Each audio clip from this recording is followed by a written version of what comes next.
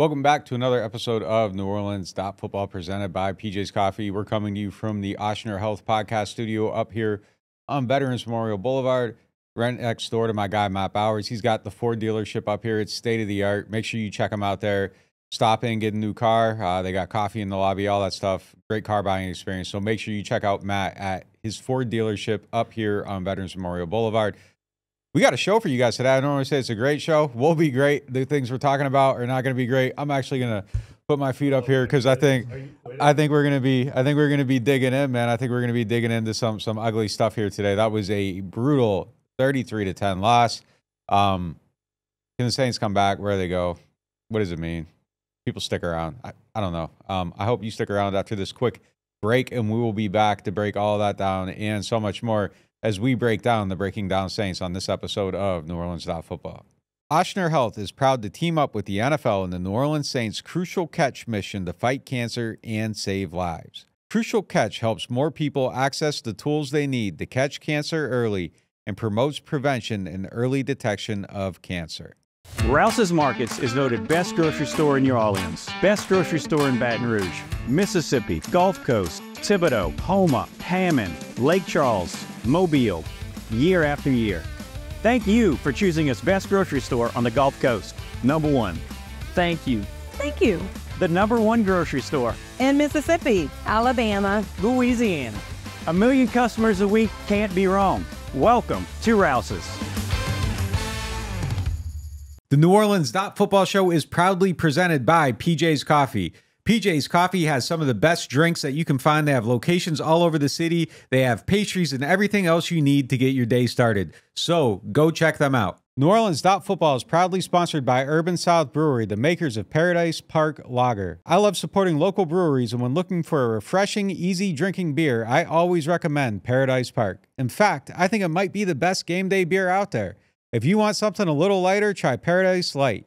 It's everything I love about Paradise Park with just 96 calories and 2.6 carbs. And if you're looking for a family-friendly place to watch the game, I'd recommend Urban South's Tap Room in the Lower Garden District. They've got 15 TVs, 30 unique beers on tap, and mouth-watering urban smash burgers. The whole family will want to make Urban South their new living room because at Urban South, they take laid back seriously. Looking for the best insurance coverage at the lowest price? Look no further than Chabert Insurance, the Earhart Agency. They are a local independent insurance agency right here in New Orleans, specializing in home, flood, and auto insurance. Their agents are born and raised in the area and understand our community's unique needs and the homeowners insurance crisis our residents are currently in. At Chabert Insurance, the Earhart Agency, their dedicated team will shop every available carrier in the market, ensuring you get the most comprehensive coverage at the lowest possible price. They know your time is valuable, which is why they work diligently to provide you with the quotes as soon as possible. Why settle for less when you can have the best? Trust Chabert Insurance, the Earhart Agency, to protect what matters most to you. I do. I've been a client of theirs since 2021. When we couldn't find someone to insure our house because of the big oak tree growing over top, Chabert worked until they found someone that would work with us and give us the protection that we need to feel safe in our new home. Call them today at 504-326-6526 or visit them online at Protected by Chabert. That's 504-326-6526. Chabert Insurance, the Earhart Agency, your local insurance experts. Hardhide Ponchatoula Strawberry Whiskey is an 86 proof blend of aged wheat bourbon, American light whiskey, and fresh Ponchatoula strawberries. Blended in New Orleans, it is not for the thin-skinned. Look for it in your favorite stores, bars, and restaurants. NewOrleans.Football is proud to be sponsored by Firehouse Subs. Make sure you check out their location on Veterans Boulevard. Attention Saints fans, don't let pests and termites invade your home field. Trust the team at Red Pest Solutions to tackle those unwelcome visitors. Call the Red Man today for unbeatable pest and termite control. Score peace with no pest. Visit redpest.com, REDDPEST.com. All right, let's get into the show.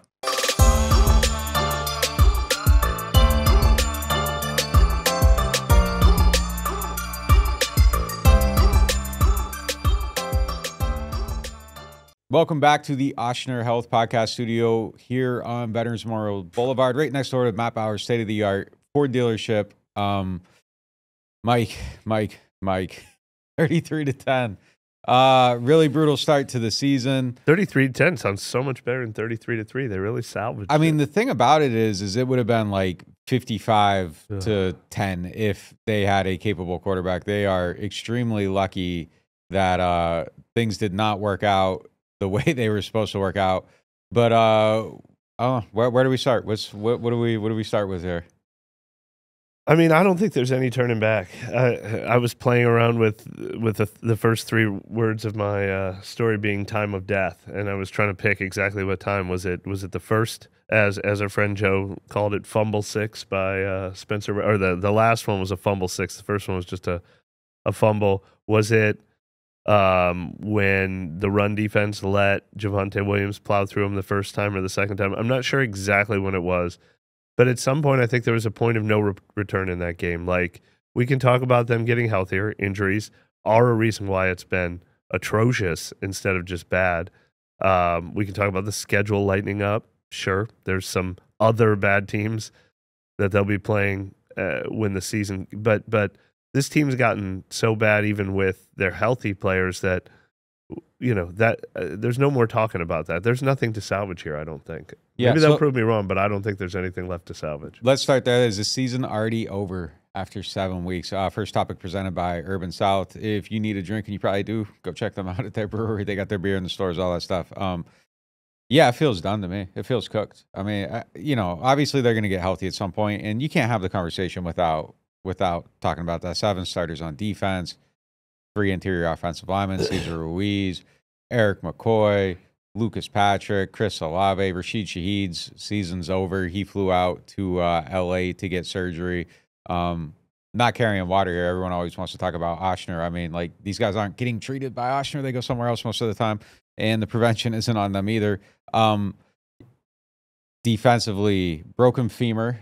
Don't know if I ever heard of one of those in a football game before. I found 2 in like NFL history. Crazy, absolutely insane injury for Paulson Adebo. He's probably done being a member of the Saints at that point. And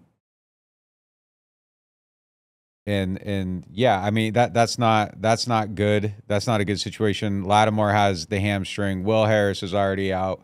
Pete Werner's out. So it's kind of like Final Destination hit the whole offense, and now they're trying to go to the defense, and it's absolutely an insane situation. So yeah, it's really bad. It's really bad. But beyond, it's just bad across the board. It doesn't look like the team's playing hard at this point. That doesn't look good. They didn't look prepared to start this game. I said they didn't look prepared to start the game against the Bucs. They didn't look prepared to start the game against Kansas City. That's become an an atrocity of watching this Alvin team. Kamara said it too. Yeah, it's bad. It's all very, very bad right now. Look, I think the injuries are a valid excuse in the fact that this isn't the best version of the Saints team, and we're about to have a segment talking about Dennis Allen and how much of this is on coaching. But whether it's coaching, whether it's they're not a good team, whether it's they're too injured, they are playing like a team that doesn't feel like it has a chance to win, and they're going through the motions. Are there better days ahead? Is there one of those 5-game win streaks, four of the last 5 games ahead to have people speaking positive again? We've seen one of those every year, including when they lost 5 games in a row under Sean Payton. They won their last 4 out of 5 that year. Last year they won 4 out of their last 5. The year before that they won like 3 of their last 4 under Dennis Allen. But I think we're past the point of that mattering. I really think we are. It's tough to say. When you're in the moment, it's always really hard. It's always really hard to see it. Like, where I'm at with the season right now is I'm looking at the draft order, and right now the Saints are 7th. A lot of teams haven't played yet.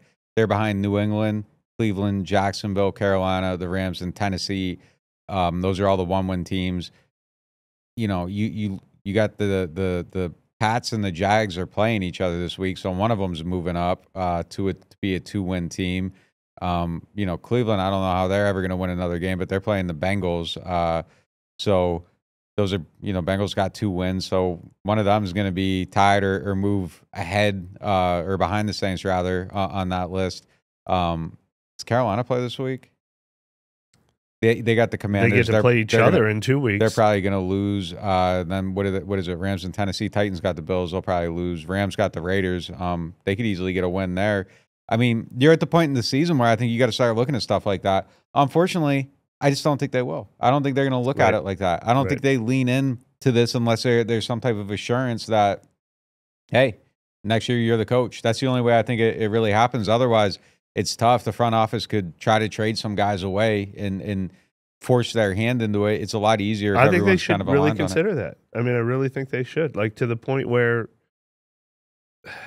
I mean, we've talked about Marshawn Lattimore. He's playing so well this year. He could get a real pick in return. I think they need to consider that. But there's some older players on this team who I don't think they'd get you more than a fifth because of the money they're making and things like that. But if I'm the front office, I strongly consider anything I can get for guys who are I mean, they don't care that much about day 3 draft picks. I don't care much about day 3 draft picks, but it also is getting some salary off the books too. I mean, I think we've entered that territory more than at any point in the last 4 years. I mean, hell, if you can get a handful of day 3 picks, you can turn them into, something else too. If they're decent enough picks, you could get something for Lattimore. You could get something for Alvin from a contender. I think that could happen probably pretty easily. You lost a trade chip last night, unfortunately. Yeah. I don't know if you're really able to trade any of the old guys, but I don't know if somebody felt like they needed a piece for a ring chase, maybe. I don't know. Yeah, I mean, I would definitely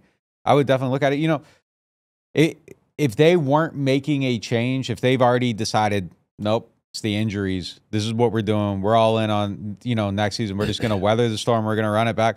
I wish they would almost come out and say it and just hey, look, we're going to do this, and then we're going to lean into sucking, and we're going to try to get a top 5 pick, and maybe we draft that quarterback, maybe we draft that defensive end. I wish it was just something like that. It's not going to play out like that. Honest question. So look, here's how I feel about the injuries and why I'm saying it's time to trade is I think the injuries have taken them from a 500 team to one of the 3 or 4 worst teams in the league. I think they make that big of a difference. But when healthy, I don't think they become the best team in the NFC South. That's why I say it's time to throw it in. Well, it's too late for that. Right. Do you believe in what Dennis Allen said, though, last night? Because, look, we had a hot takes episode a couple weeks ago where I think my first one was I think this team's actually good and they should trade for Devontae Adams. That was when they were 2-2. But their losses looked kind of, they showed competitiveness in their losses. But Dennis Allen said, I saw this team in the first 2 weeks, so I know there's a good team in there. I'm trying to find the exact quote. And he's like, I have 2 games of game film that prove to me that when healthy, when we're coaching good, we can be a good team. And I understand nobody wants to hear that, and I'm not giving them credit for that. But is there a good team inside of this team anywhere? Totally healthy? Yeah. I mean, realistic health. They're not getting Shaheed back. They're not getting Adebo back. This season? No, probably not. Yeah. I think you're probably screwed. I think prior to all the injuries, totally healthy, there was a good team. There was a team that could have competed. They could have beat the team in week 1, week 2, even if there's a fall off, they beat that Broncos team. That quarterback was terrible. They beat him in week 3 and week 4. Assuming though, but something weird has happened on the defense opposite of injuries. Yes. I saw a team against the Eagles and against Atlanta that were fighting. And I almost liked the Eagles game, even though they lost it because of the way they played. It looked like they played so tough. And if they had found a way to win that, it's just, I love a team that can win a gritty, ugly, just a nasty football game. And they look like a team that might have been able to do that. They blew it, but I saw something in the DNA. They blew it on 2 unforgivable plays. But that Philly game specifically, though, I saw something in their DNA there that made me think that this is a team that's going to learn how to fight. They stood in there, they took punches, they threw back. Ultimately, they couldn't find the last punch. And then they are punchless now, though. That punch is gone. Something is nasty looking about all of this. And, it is injury. Injuries are an obvious part of this conversation. At the end of the game yesterday, there's 22 starters on the field. 11 of them are hurt. Half your starters are gone. It's a real thing. In 21, the Saints went through the same thing. They found a way to beat the Bucs with Trevor Siemian at quarterback. My guy Bunn started the whole T-Dot movement on Twitter, and then they dropped 5 in a row. There is just teams that cannot overcome it. And it's insane to kind of think that, they should win every game. They can't. Sean Payton lost 5 in a row in his last season. The great Sean Payton couldn't win 5 games or lost 5 games in a row under kind of similar circumstances. So it's just kind of a thing.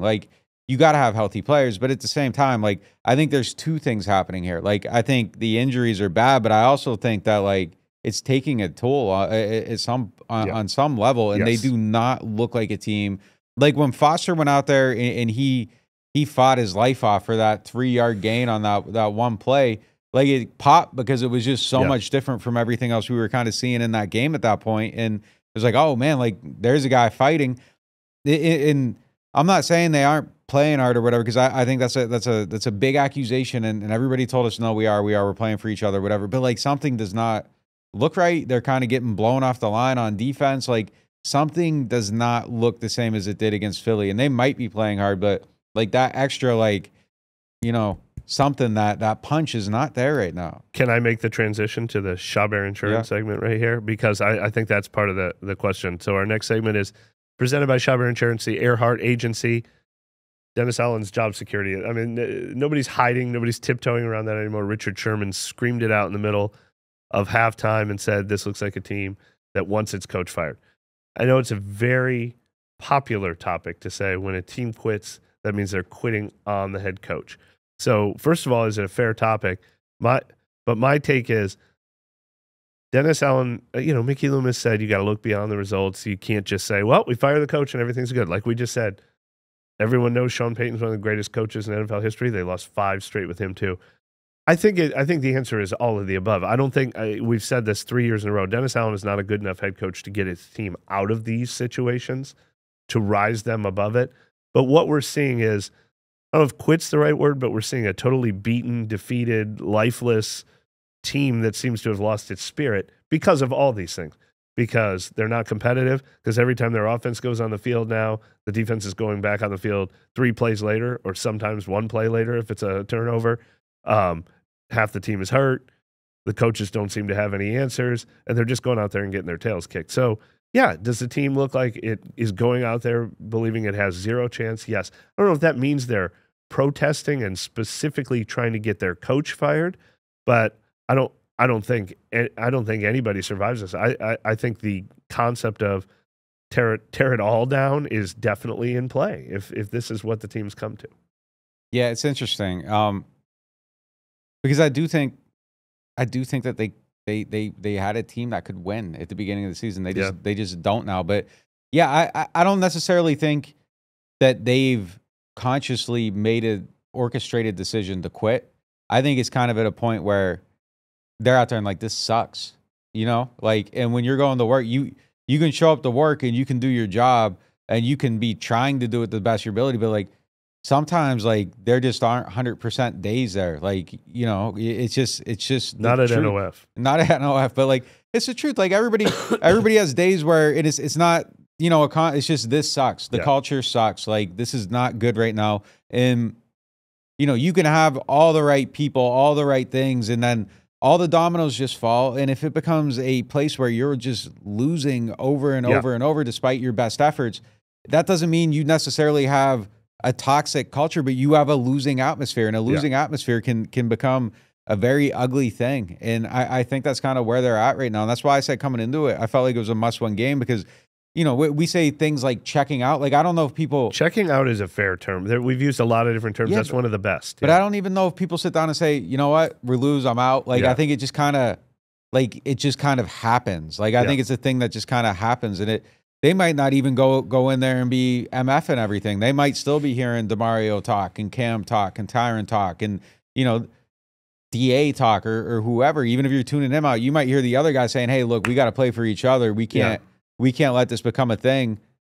And then it's still tough. It's tough to get there. And I think I believe that's what we're seeing. It doesn't mean you can't get healthy and then you win and then everything comes back. Because we've been through this enough times now that it's just, it isn't completely gone. Like, we thought it was completely gone last year. We really did. Like, we were really sitting around here making like doomsday disaster plans. What are we going to do? Okay, what if it happens here? How do we do this? How do we do that? And then it just turned around and it's like poof. So I've seen too much ugly to know that you can't put some makeup on it at some point and make it look a little bit better. And they could get there, but it's a bad situation right now. The thing about the job security or whatever,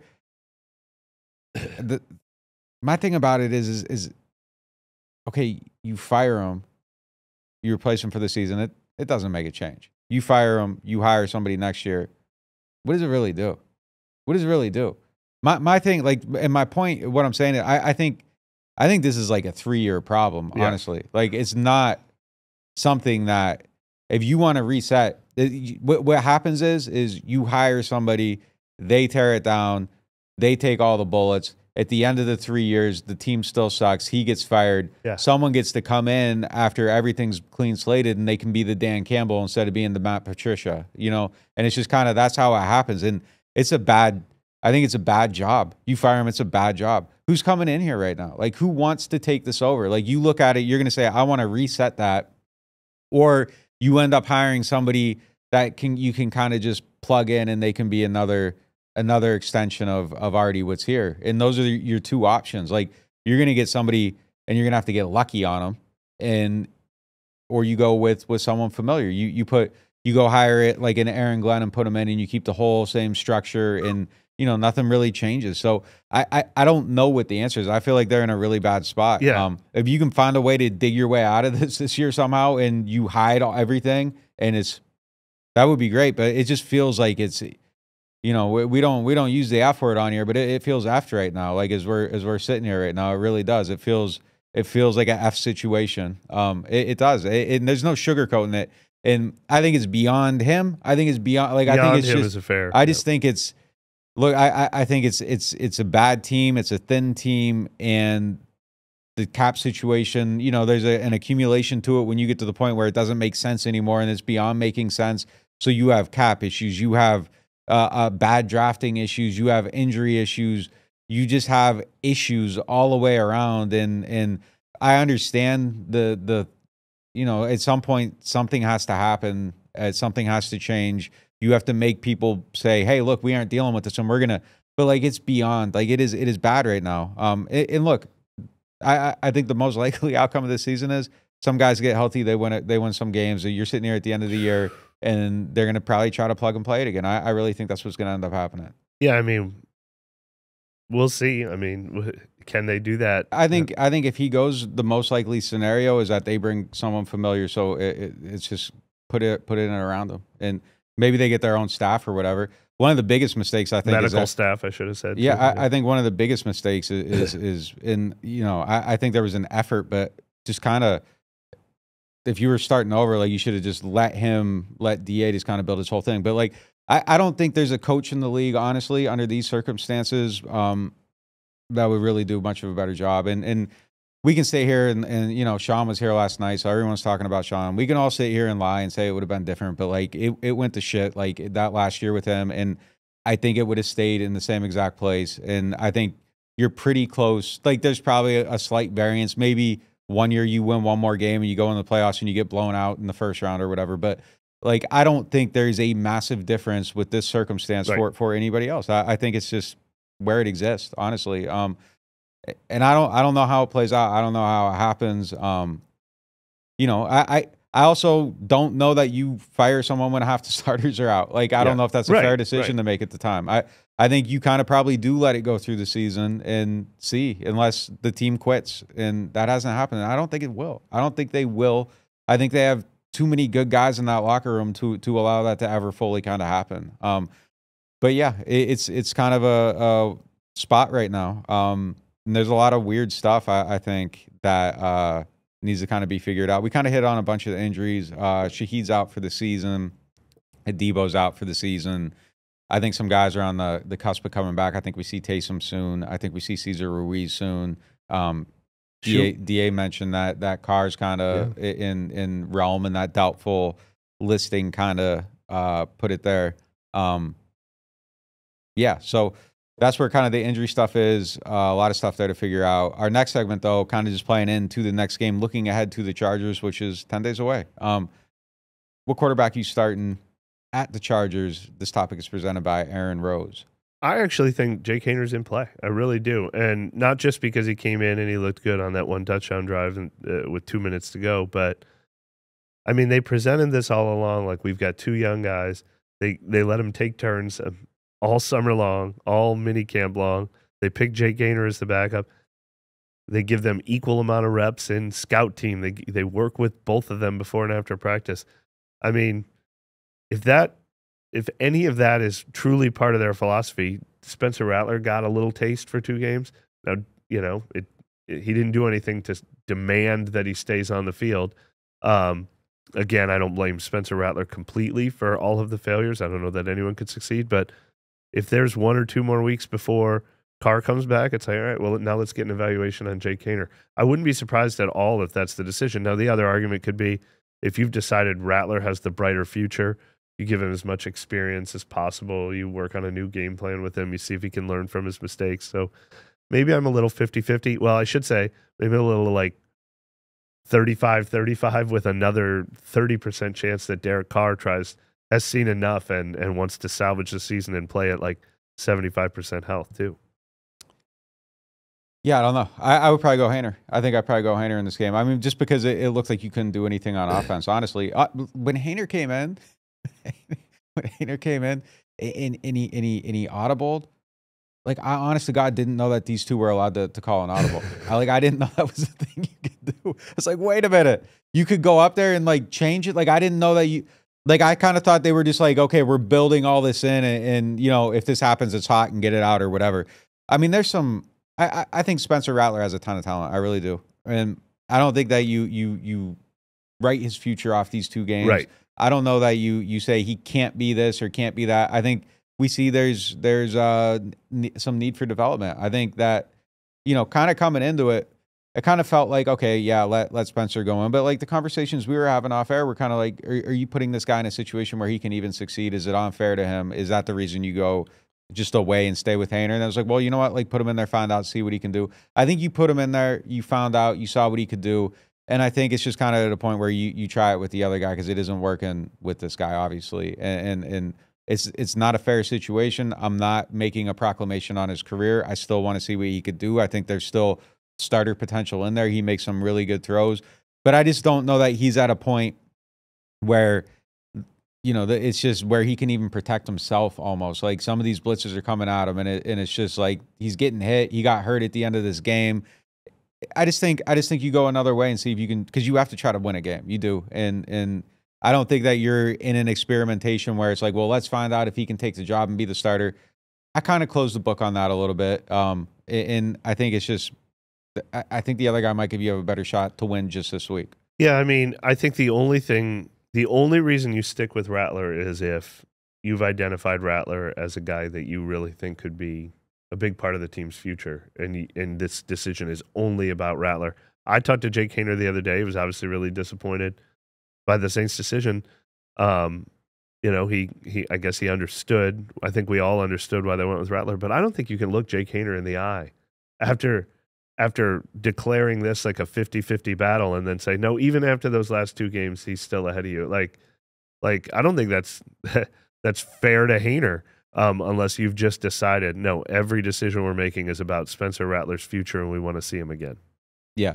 And I don't know how to say, look, even if you've identified Spencer as a big part of your future, rolling him out there and like taking these hits might not, you might be putting him at danger. That's true. That's going to do it for the first half of the show. We'll be right back after this quick word from our sponsors. Total Maintenance is one of the largest locally owned home and commercial service providers in South Louisiana. They were founded in 1980 and serve the greater New Orleans and Baton Rouge markets. And Total Maintenance wants to show some love to our NOF listeners. They have a membership program that gets you 2 tune-up visits for AC and heating, as well as club membership discounts of 15% on all repairs, half off of all diagnostic charges, and 3-year warranties on most repairs for membership clients. This is usually priced at the low price of $24.95 a month per system, but if you tell Total Maintenance that you found them through NOF, they'll lower the price to $20.95 per month per system for as long as you keep the membership active. It will never increase. Total Maintenance has a tune-up special running this summer for $79, down from the normal price of $179. This is a one-time offer for one system only. They also offer a free diagnostic on second opinions on units deemed to be unrepairable, and they offer free estimates for replacements as well as commercial maintenance programs.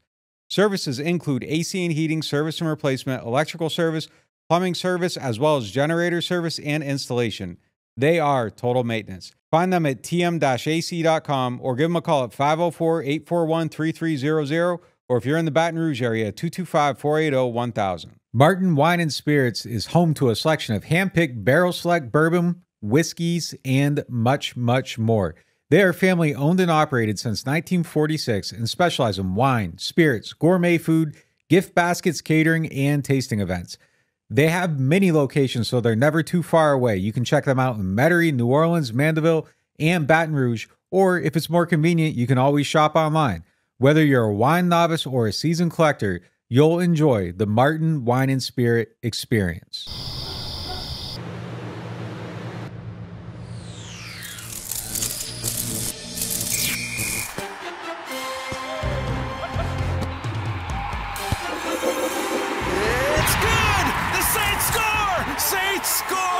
Score big with Saints Score. Win up to $100,000. Enter the second chance drawings for cool Saints prize packages. Play Saints Score scratch-offs from the lottery.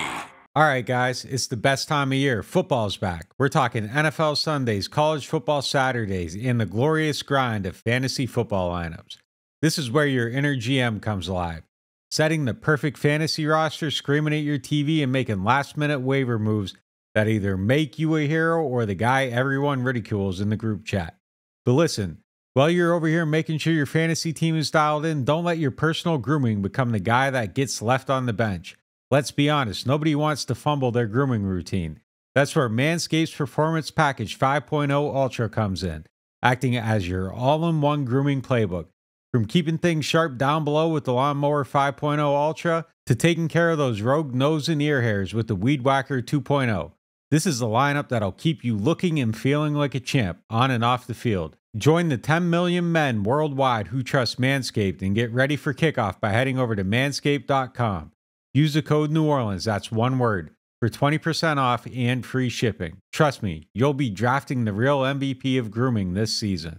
There's nothing quite like the feeling of stepping into your dream home. At Jefferson Financial Federal Credit Union, we can help make that dream a reality with a team dedicated to you. When you partner with Jefferson Financial, you do so for the life of the loan. Having a single point of contact when questions arise is invaluable. Our experts are here to guide you every step of the way. There's no better time to invest in your future. Apply online at jeffersonfinancial.org. Federally insured by NCUA, Equal Housing Lender. Whether you are a local New Orleanian or a fan in town for the game, get your pre- and post-game fired up at Aaron Rose. Local chaos and local love for the black and gold. Wake up and live with daily drink specials, mimosas, screwdrivers, Bloody Marys, and hot or frozen Irish coffees, all just $3 or $4 between 10 a.m. to 2 p.m. Aaron Rose, half a block from Bourbon Street in the French Quarter, 811 Conti Street. Welcome to the Queen Casino, where entertainment meets unparalleled customer service. From our days on the water to our new land experience overlooking the Mississippi River, our dedicated staff is here to ensure your visit is nothing short of exceptional. Whether you are coming or going, our well-lit parking lot and security team provide guests with red carpet treatment. Our security team keeps watch so you can focus on fun and fortune. From table to table, our attentive staff is here to serve up the ultimate experience. Join us at the Queen Casino. Your royal adventure awaits. All right, welcome back to the Ochsner Health Podcast Studio up here on Veterans Memorial Boulevard. Make sure you check out my guy, Matt Bowers, at the state-of-the-art dealership right next door to us at Ford up here on Vets. And, of course, we are presented by PJ's Coffee. Our next segment is presented by Hardhide. Player of the game. I mean, there's only one choice. There's only one choice. There's only one choice for the game, and that choice is Cedric Wilson. What do you have, 11 catches, 57 yards at TD? Not 11 Not catches. 11. Well, how many catches did he have? 6 catches. 6 catches. Did I get the yards right? 57 yards, All right, touchdown. all right. Yeah, Where did I get look, 11 we from? briefly talked about Did he have this. 11 targets? No, 7. Maybe it felt like 11, you know, he's compared to everyone else. We briefly talked about is it Hainer who came in with 2 minutes to go, but no, the guy who caught the TD pass was also the leading receiver, the leading yardage getter in the entire game. What's amazing to me is Cedric Wilson, the professional receiver who we thought would add something to this team even before they just started plucking him off the practice squad to fill in for all the missing bodies. He only had 4 targets in the first 6 games. 4 targets, 3 catches. And in this game, 7 targets, 6 catches, 57 yards. Good to see him showing up for the first time all season. I don't know if it's something to build on or not, but They need, last week it was Bub Means, this week it was Cedric Wilson. Yeah, no other choice. Cedric Wilson, congrats on the player of the game. I don't know what else to say about it. He really felt like the only other option. So let's roll in to the 3 up in the 3 down. I got one up, and I'm basing it on like one impression that I felt that I had that was pretty good. But I thought Anthony Orji made a couple plays, so I'm throwing Anthony Orji. He did make one excellent play. Yeah, he did. He really did. All right, I have 3 ups. Derek Carr. All right. I mean, is he ever going to get his job back question feels like, is he ready this week now? I mean, that topic almost feels insulting to him now at this point. Yeah. And just, a lot of people were dismissing.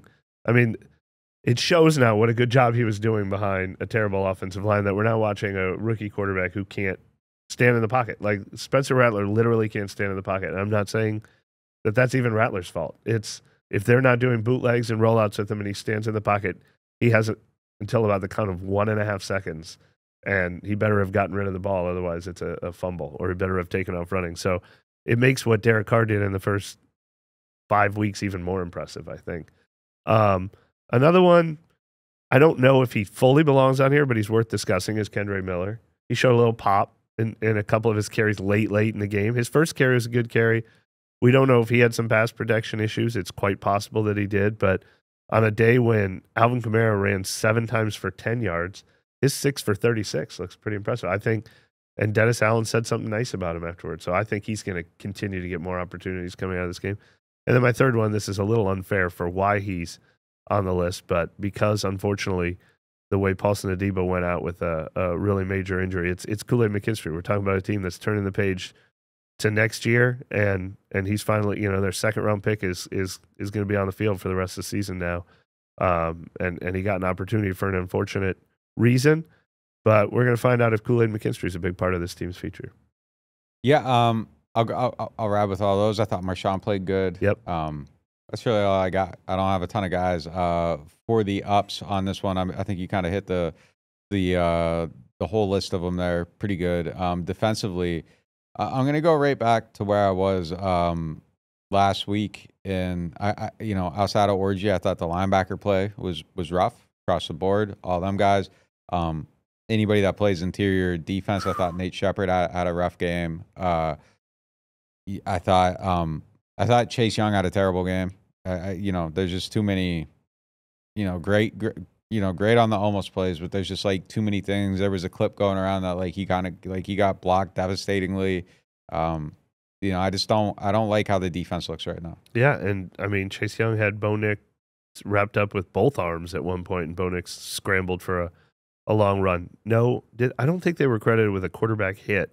There were no sacks for sure. Bo Nix ran for 75 yards. This defensive line has been the biggest disappointment of the season, not counting things like injuries and things like that, but like expectations versus reality. This defensive line's been atrocious. Yeah. Look, I was wondering the other day, were there maybe some warning signs with the defense overall? People were at our throats at times for saying the offense looked good at camp. And was it just, did this defense, the offense did look good in camp and we saw it the first 2 weeks, but did it look even better because the defense isn't what it used to be? In the measuring stick, we thought we were kind of evaluating was a different measuring stick, they had changed a little bit. So I do wonder if there were maybe a couple warning signs about some softness coming with that group overall. But yeah, I mean, there's a lot of guys you could pick for the down list overall here. Their secondary is probably in the up, though. I mean, there were a lot of times where Bo Nix stood in the pocket, looked around. No, I thought you laughed out loud one time. You gasped out loud one time when Bo Nix was standing in the pocket in the red zone. 7.8 seconds. 7.8. Mm-hmm. And he still didn't find anyone open. No, the secondary was fine. Yeah. Secondary was fine. But the guys in the front seven are doing nothing to certainly pressure quarterbacks or stop the run. That's over 500 rushing yards in back-to-back weeks now. Yeah, not good. Not good at all. All right. Now it's time. No more downs for you? No, I'm good. I don't need to keep reliving this thing, man. I was gonna mention, just to be fair, because I've probably been a chairman of his fan club or whatever, but Clint Kubiak, he's another guy who I'm really excited by his potential and think he had a lot of good ideas, but he's another guy who has not found his way out of this mess. Yeah, man, the reverse to Alvin, you're struggling to go forward in this game, and then you run a reverse with a guy that's, he's not a burner. Alvin's not a burner. He's a quick guy. He's tough to tackle, but I don't necessarily know, if I agree with the idea of giving him the ball on a reverse 7 yards behind the line of scrimmage in a game like this where you're like not blocking and you can't go forward, and he's probably not the guy that's going to beat anyone in a foot race to the edge. So I don't know if I run that play in 2017, let alone all these years later. That was a tough moment for me in that one. It's just his hands are really tied. His hands are really tied, though. I mean, there's some things that there's some things I would like to criticize, but I want to see maybe it get back a little bit before we kind of start digging into these things. But there's some things that I'm not feeling great about overall that I kind of want to see how they change. But the man, it's crazy.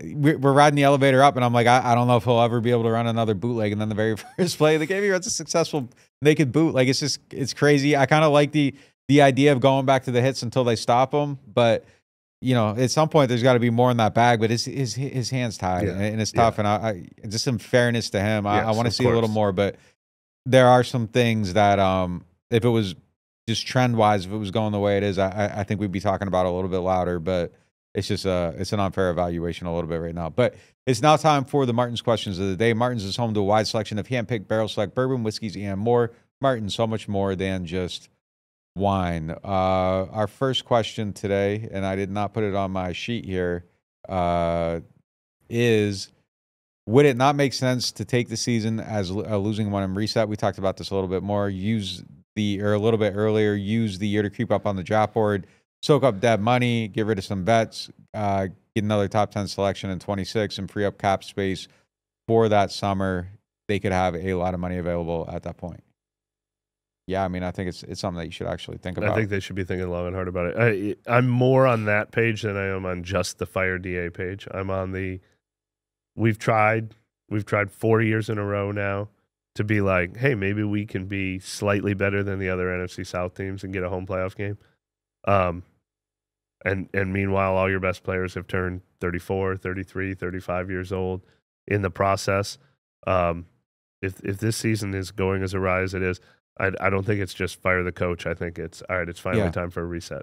Yeah, the thing about it is like they built the surface to that. Like they did build a team that could have easily been better than the other NFC South teams. The problem is that it takes more than that.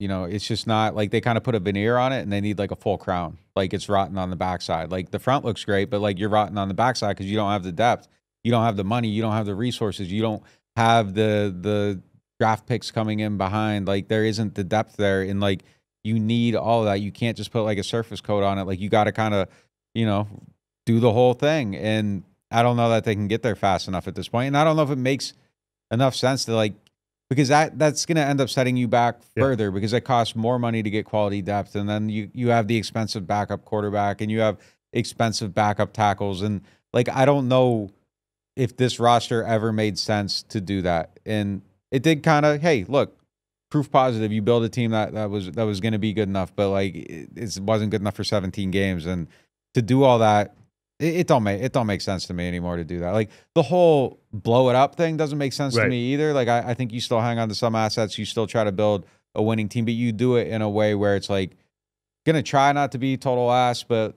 it's not really about the season. And I think you can lean more into it that way. Kevin and I had a very lengthy discussion on the members only.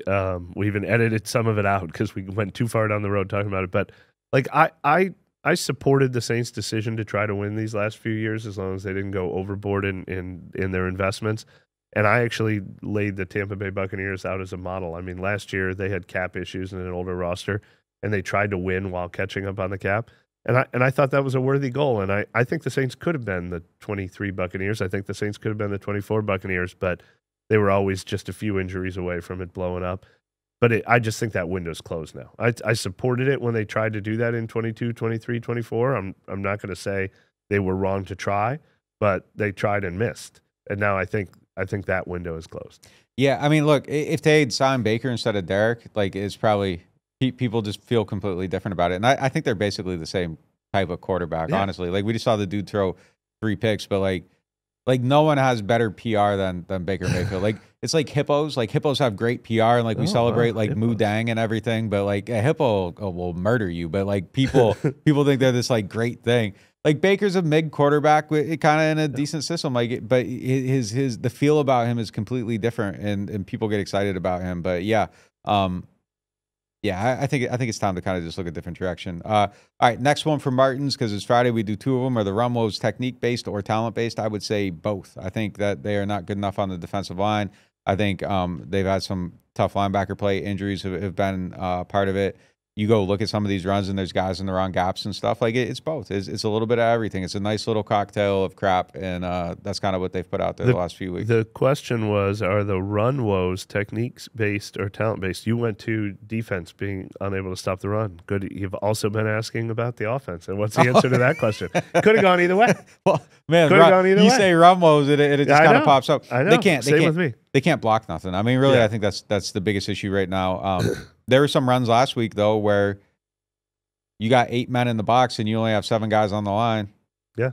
What's 8 minus 7? 1. They got a free guy. You know, that's tough. And they're sitting in the hole. Like, you know, you count it. I don't know. Maybe I'm an idiot. I don't know. Like maybe I'm looking at it wrong. But you count it and you're running outside zone and it's all going this way. And now you got to, you know, the backside linebacker just kind of sitting there waiting for the cutback in the hole, and you cut back into the hole. Like there's just kind of nothing you can do. Counterpoint, maybe they were counting on a missed tackle because they see missed tackles all the time. Like I might be an idiot. Like I might not be analyzing it right, but I don't know. Yeah. I counted some of it. It's just like, man, this is tough. That's going to do it for this portion of the show. We're going to go to overtime for the members, where we're going to keep the misery going. Let's hit it.